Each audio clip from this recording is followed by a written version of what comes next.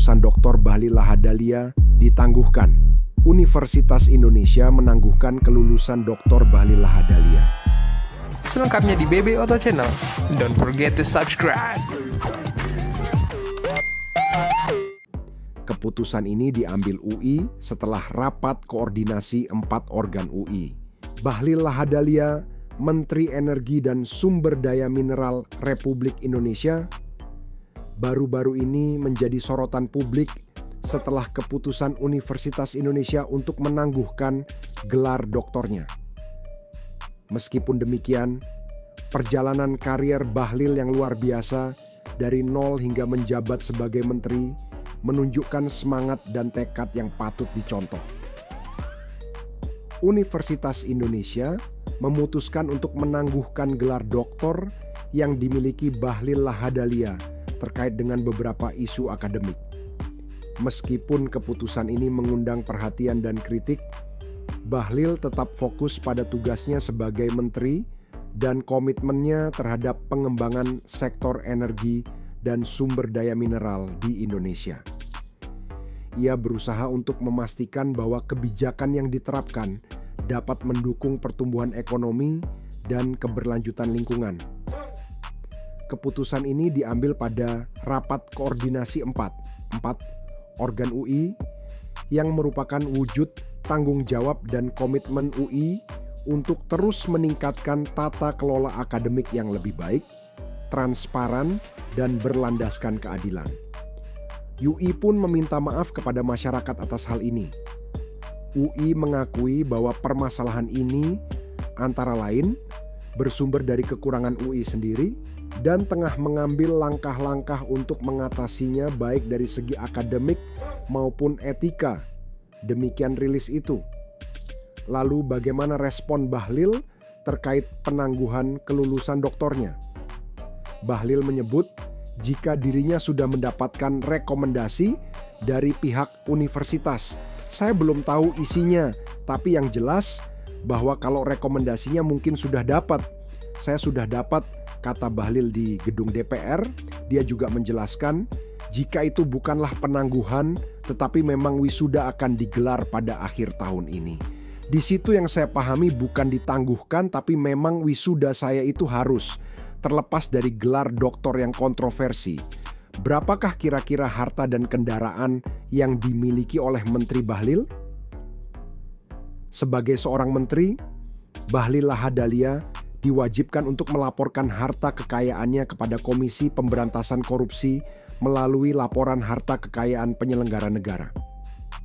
Berdasarkan LHKPN yang dipublikasikan, Bahlil tercatat memiliki kekayaan yang cukup signifikan, salah satunya terdiri dari aset-aset seperti tanah, bangunan, dan kendaraan.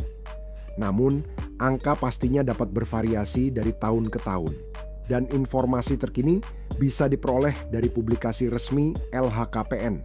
Dilansir dari laman elkhpnkpk.go.id, Bahlil tercatat memiliki 18 tanah dan bangunan yang mayoritas berada di Jayapura, Papua, dan sisanya tersebar di Jakarta Selatan, Sragen, dan Gianyar yang diperoleh dari hasil sendiri, dengan nilai total sebesar 291 miliar rupiah.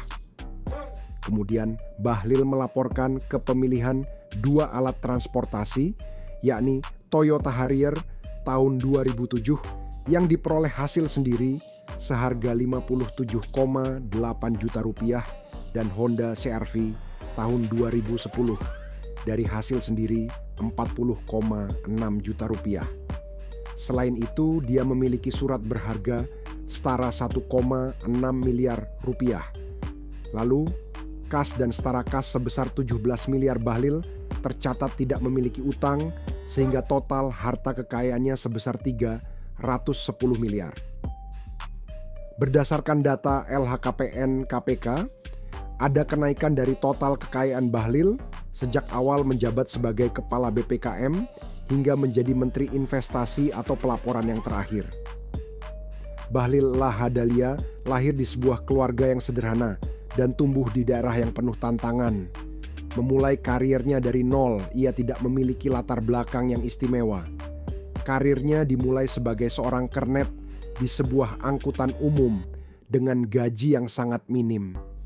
Namun, semangat juangnya tidak pernah pudar dan ia terus berusaha untuk meningkatkan kualitas hidupnya. Bahlil kemudian terjun ke dunia bisnis dan berdedikasi dalam mendirikan beberapa perusahaan kecil serta aktif dalam berbagai organisasi pemuda.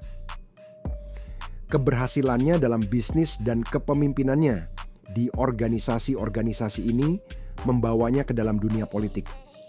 Ia kemudian terpilih sebagai Ketua Umum Himpunan Pengusaha Muda Indonesia (HIPMI) yang menjadi titik balik dalam karier politiknya.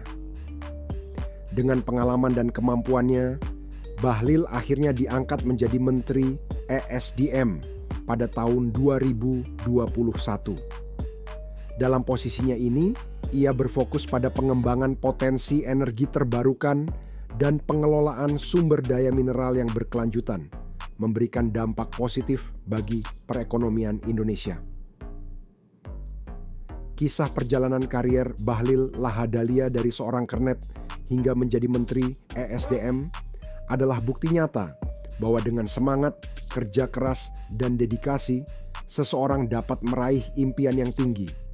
Meskipun menghadapi berbagai tantangan dan rintangan, tekad untuk terus belajar dan berkontribusi kepada masyarakat menjadi faktor kunci dalam keberhasilannya. Cerita Bahlil dapat menjadi motivasi bagi banyak orang, terutama mereka yang memulai dari nol, bahwa tidak ada yang tidak mungkin jika kita mau berusaha dan tidak menyerah.